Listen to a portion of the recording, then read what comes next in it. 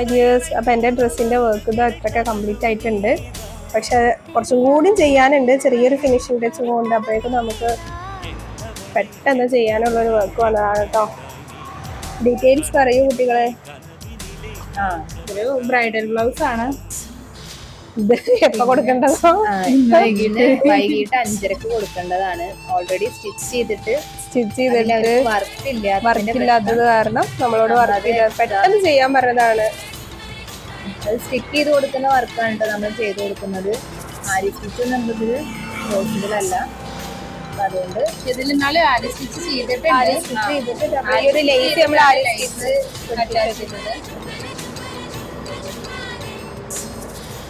ബാക്കി നമ്മള് സ്റ്റിക്ക് ചെയ്ത് കൊടുക്കുകയാണ്.